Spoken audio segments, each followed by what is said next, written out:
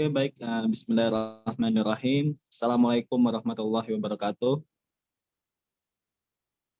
Baik, kami di sini dari kelompok 7 akan menjelaskan materi kami, yaitu Siasah Dusturiyah. Yang dimana anggotanya ada saya sendiri, ada Salma Putri Syifa, dan ada Dila Natasha. Oke, untuk materi pertama akan dijelaskan oleh saudari Dila. Pada Dila dipersilakan. Konsep siasah dusturiyah. Dalam tataran terminologi, terdapat berbagai pendapat di antara ahli hukum Islam. Definisi dari siasah tersebut, pertama, Ibnu Manzur menegaskan bahwa siasah yakni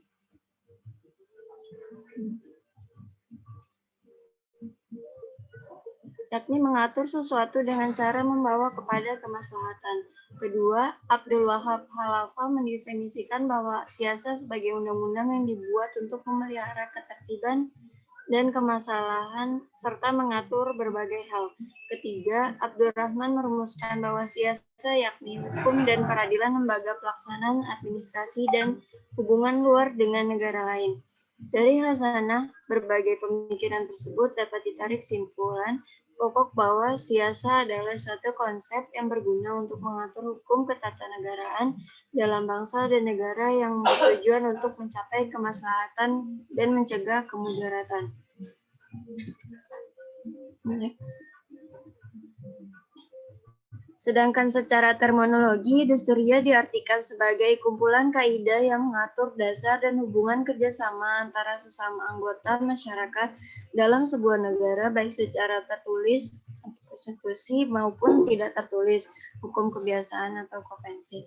Imam Amrusi Jailani dan kawan-kawan menegaskan bahwa prinsip-prinsip pokok yang diletakkan dalam rumusan Undang-Undang Dasar, yakni jaminan atas hak asasi manusia setiap anggota masyarakat, serta persamaan kedudukan dari semua orang di mata hukum, equality before the law, tanpa membeda-bedakan stratifikasi sosial, kekayaan, pendidikan, ras, kelompok, dan agama, sehingga tujuan dibuatnya peraturan perundang-undangan tidak lain yakni dimiliki kemaslahatan manusia.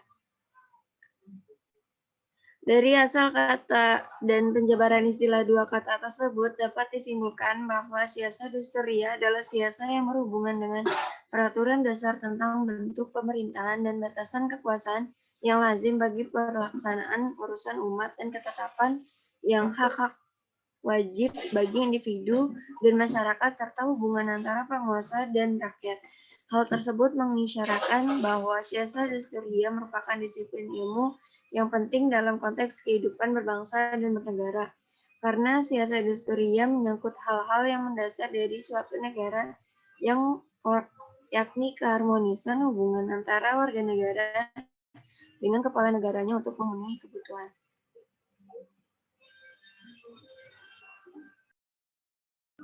Selanjutnya akan dijelaskan oleh Farid.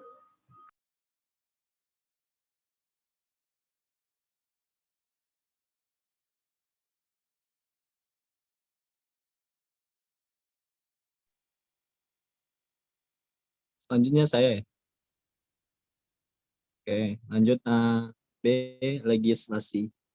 Taknin atau lebih familiar disebut legislasi merupakan sekumpulan peraturan yang memiliki kekuatan mengikat. Nah, ulama fikih mengemukakan bahwa secara terminologi legislasi atau taknin merupakan penetapan oleh penguasa.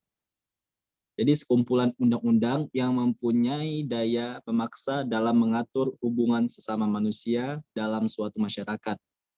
Muhammad Abu Zahrah mendefinisikan taknin sebagai hukum-hukum Islam dalam bentuk buku atau kitab undang-undang yang tersusun rapi, praktis dan sistematis, kemudian ditetapkan dan diundangkan secara resmi oleh kepala negara, sehingga mempunyai kekuatan hukum yang mengikat dan wajib dipatuhi serta dilaksanakan oleh seluruh warga negara. Dengan demikian, legislasi hukum Islam merupakan upaya pemerintah untuk melakukan penetapan hukum yang diambil dari Islam, Al-Quran, Al-Sunnah, dan Ijtihad, yang kemudian dijadikan sebagai undang-undang secara legal formal dengan tujuan agar supaya dilaksanakan oleh masyarakat, memiliki sifat mengikat dan memiliki konsekuensi hukum. Oke, next. Oke, baik, selanjutnya akan dijelasin oleh Saudari Salma. Baik, terima kasih Farid. Saya akan menjelaskan tentang ummah. Istilah ummah sendiri berasal dari kata amma yang artinya bermaksud dan berniat keras. Pengertian seperti ini terdiri atas 3 arti, yakni gerakan, tujuan, dan ketetapan hati yang sadar. Sepanjang kata amma itu pada mulanya mencakup arti kemajuan, maka tentunya ia memperlihatkan diri sebagai ummah sebagai kata yang terdiri atas 4 arti, yaitu usaha, gerakan, tujuan, dan kemajuan. Menurut Ali Syariati, ummah adalah kumpulan manusia yang para anggotanya tujuan yang sama, yang satu sama lain saling bahu-membahu agar bisa bergerak menuju tujuan yang mereka cita-citakan berdasarkan suatu kepemimpinan yang kolektif. Istilah ini juga menghimpun beberapa konsep-konsep, yaitu kebersamaan dalam arah dan tujuan, gerakan menuju arah dan tujuan tersebut, dan keharusan adanya pemimpin dan petunjuk kolektif. Ummah ini telah dijelaskan berulang-ulang kali dalam Al-Quran, khususnya Quran Surat Al-Baqarah ayat 213, yang memiliki arti manusia itu adalah umat yang satu. Setelah timbul perselisihan, maka Allah mengutus para nabi sebagai pemberi peringatan, dan Allah menurunkan bersama mereka kitab yang benar untuk memberi keputusan di antara manusia tentang perkara yang mereka perselisihkan. Tidaklah berselisih tentang kitab itu, melainkan orang yang telah didatangkan kepada mereka kitab, yaitu setelah datang kepada mereka keterangan-keterangan yang nyata.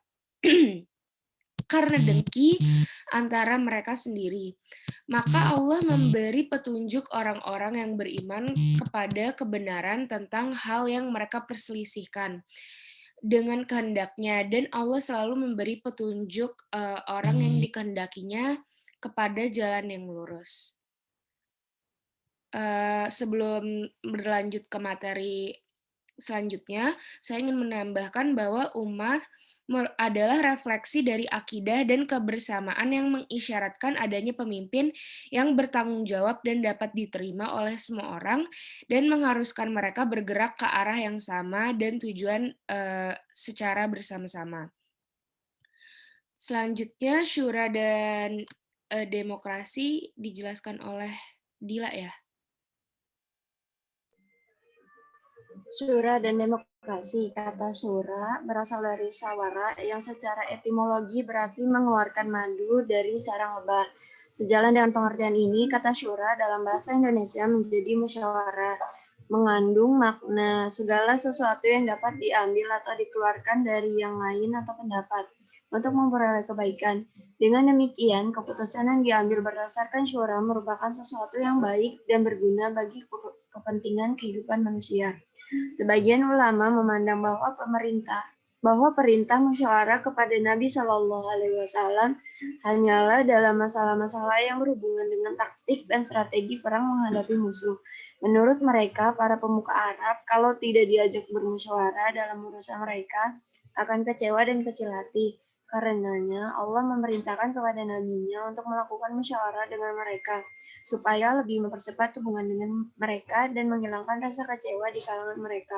Menurut sebagian ahli tafsir, masalah musyawarah ini dibatasi terhadap urusan-urusan duniawi yang tidak ada wahyunya, bukan persoalan agama. Namun, sebagian lagi berpendapat bahwa musyawarah dapat dilakukan dalam masalah-masalah keagamaan dengan alasan bahwa terjadinya perubahan sosial seiring dengan perkembangan ilmu pengetahuan membuat sebagian permasalahan agama juga ikut terimbas dan menuntut penyesuaian. Karena Al-Quran dan Sunnah belum menentukan cara penyelesaian secara terperinci dan tegas. Next. Pemahaman ini dapat disimpulkan bahwa masalah-masalah yang sudah baku dan perinci diuraikan oleh Allah dan Rasulnya tidak mendapat tempat untuk dimusyawarahkan. Karenanya, Tidak dibenarkan melakukan musyawarah dalam masalah-masalah seperti dasar-dasar keimanan atau ibadah kepada Allah. Sebaliknya, terhadap masalah-masalah yang dijelaskan Allah dan Rasulullah secara global dan umum atau tidak dijelaskan dengan sama sekali, maka umat Islam diperintahkan untuk melakukan musyawarah sesuai dengan kebutuhan mereka. Adapun bagaimana cara melakukan musyawarah, Allah tidak menentukan secara rinci. Hal ini diserahkan sepenuhnya kepada manusia. Dalam satu pemerintahan atau negara boleh saja musyawarah ini dilakukan membentuk sesuatu lembaga tersendiri, seperti parlemen atau apapun namanya. Dalam pengambilan keputusan tidak berarti suara terbanyak mutlak harus diikuti. Ada kalanya keputusan diambil berdasarkan suara minoritas. Dan dari uraian tersebut dapat disimpulkan bahwa demokrasi dan syura bukanlah dua hal yang identik. Tetapi bukan pula harus dipertentangkan. Demokrasi dapat menjadi bagian dari sistem politik umat Islam apabila orientasi dan sistem nilainya diberi muatan nilai-nilai agama dan moralitas.